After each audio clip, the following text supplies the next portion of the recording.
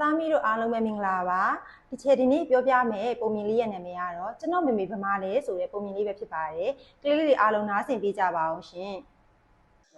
တခါတုန်းကတဲ့လက်ကွက်ကြီးတစ်ခုထဲမှာကျမကြီးတစ်ကောင်ရှိတဲ့ကွယ်အဲ့ဒီကျမကြီးကတဲ့သူဥထားတဲ့ကြက်ဥလေးတွေကိုလုံလောက်တဲ့အနှွေးတက်ရဖို့အတွက်သူကဝတ်ကျင်းထဲမှာဝတ်ပြီးတော့နေတာပေါ့တဲ့အဲ့လိုနဲ့ကျမကြီးကသူ့ရဲ့ကြက်ဥလေးတွေကိုသူကစောက်ရှောက်နေရင်းနဲ့တနေ့လဲကြာတော့တဲ့ကြက်ဥလေးတွေအကောင်ပေါက်လာလို့ရှိရင်ကလေးလေးတွေစားဖို့အတွက်အစာထွက်ရှာမယ်ဆိုပြီးတော့မမေကြီးကတဲ့သူ့ရဲ့ဝတ်ကျင်းထဲကနေသူကအပြင်ကိုထွက်ပြီးတော့ကလေးလေးတွေအတွက်အစာသွားရှာတယ်တဲ့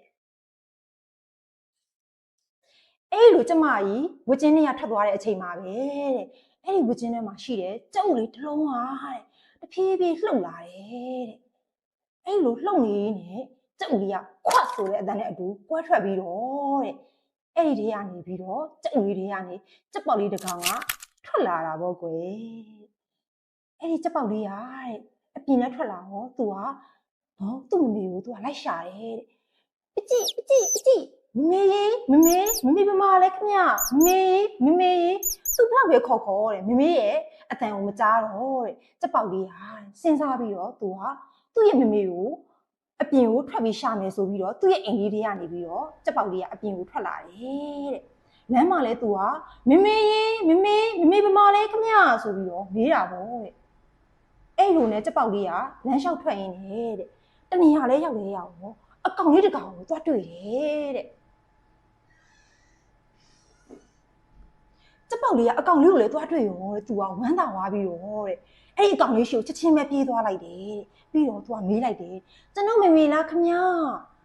အော်ဒါပေမဲ့တဲ့အကောင်လေးကပြန်ပြောတယ်ကျွန်တော်ကတဲ့အော်လို့ရှိရင်ဂတ်အော်ပြီးတော့တဲ့ရေကူးရတာအရန်ကိုကြိုက်တာပဲတဲ့အဲ့တော့ကျွန်တော်ကဘဲလေးပါဗျနော်မင်းမမဟုတ်ပါဘူးလို့ညင်းလိုက်တယ်ကြက်ကလေးကလည်းသူ့ရဲ့မမဟုတ်မှန်းသိသွားတဲ့ခါမှာသူက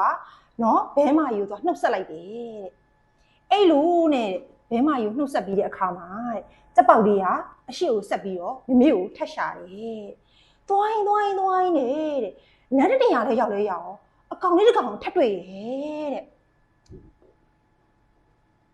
အဲ့ဒါလည်းပဲကြက်ပေါက်လေးတဲ့အဲ့အကောင်လေးရှိကိုဖြည်းလေးသွားလိုက်တယ်သူကမေးလိုက်တယ်တဲ့ကျွန်တော်မေလားခမညာအဲ့ဒီကောင်လေးကလေအင်းတဲ့ကျွန်တော်ကတော့អော်လို့ရှိရင်ဝုတ်လို့អော်ပြီးတော့တဲ့အယိုးစားရတာကိုကျွန်တော်ရဲ့အကြိုက်ပဲတဲ့လမ်းလျှောက်နေကျွန်တော်ကလေးဘက်ထောက်ပြီးတော့သွားတာတဲ့မင်းမဟုတ်ပါဘူးကျွန်တော်ကခွေးကလေးပါလို့ပြန်ပြောလိုက်တယ်တဲ့ကြက်ပေါက်လေးကလည်းအဲ့ဒါဆိုမမေကိုထက်ရှာဦးမှာပဲဆိုပြီးတော့အရှိကိုဆက်သွားတယ်တဲ့အဲ့လိုသွားရင်နေတဲ့တနည်းအားထက်ရောက်တော့တဲ့အကောင်လေးတစ်ကောင်ကို तू ကထပ်တွေ့ရဟောတဲ့အဲ့ဒါနဲ့ပဲကြက်ပေါက်လေးကအကောင်လေးနားကိုထပ်သွားရင်းနဲ့ तू ကထပ်ပြီးမေးလိုက်တယ်တဲ့ကျွန်တော်မေလားခမညာအဲ့ဒီကောင်လေးကလည်းငါကတော့တဲ့ရှုနေတဲ့ကစားရတာအရန်ကိုပဲကြိုက်တာပဲတဲ့ကျွန်တော်ရဲ့နှုတ်သီးတွေ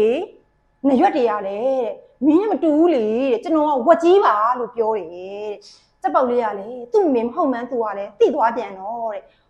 ဝက်ကြီးကိုနှုတ်ဆက်ပြီးတော့ तू ကတနေရာကိုထပ်ပြီးတော့မမေကိုရှာဖို့ထွက်လာတယ်တဲ့အဲ့လိုသွားရင်နဲ့တနေရာလဲကြောက်အကောင်အကြီးတစ်ကောင်ကိုသွားပြီးတော့ထပ်တွေ့တယ်တဲ့အဲ့လိုနဲ့တဲ့ကြက်ပေါက်လေးကအဲ့ဒီအကောင်ကြီးရှိကိုဝမ်းသာအားရနဲ့ပြေးသွားလိုက်ပြီးတော့ကျွန်တော်ရဲ့မေလားခမညာဆိုပြီးတော့ရင်ကျေးစွာနဲ့မေးလိုက်တယ်အဲ့ဒီအကောင်ကြီးကလည်းကျမတဲ့အရန်ကိုချိုးတဲ့မျက်နှာလူလေးတွေစားရတာကိုကြိုက်တယ်တဲ့အော်လို့ရှိရင်လည်းကျမဘိုအဲဆိုပြီးအော်တာတဲ့ဂျိုးကြီးနှစ်ခုလည်းပါသေးတယ်မင်းမေမဟုတ်ဘူးတဲ့ကျမနွားမကြီးပါတဲ့ပြောလိုက်တယ်တဲ့အဲ့လိုနဲ့ကြက်ပေါက်လေးကသူ့မေမဟုတ်မှန်း तू ကတိသွားပြီးတော့မမေကိုရှာဖို့အတွက် तू ကအရှိကိုဆက်ပြီးတော့ခရီးဆက်ခဲ့တယ်အဲ့လိုနဲ့ तू ကသွားရင်နေတဲ့တနေရာလဲရောက်အရိပ်မဲကြီးတစ်ခုကိုလှမ်းတွေ့လိုက်တယ်အဲ့ဟာနဲ့ပဲကြက်ပေါက်လေးကတေချာလှမ်းကြည့်လိုက်တဲ့အခါမှာဟာတဲ့အရှိမလာနေတယ်တဲ့အကောင်လေးတဲ့မျက်လုံးကြီးကလည်းပြူးကြီးတဲ့ကျွန်တော်နဲ့တူလိုက်တာတဲ့သူ့ရဲ့ခြေထောက်တွေ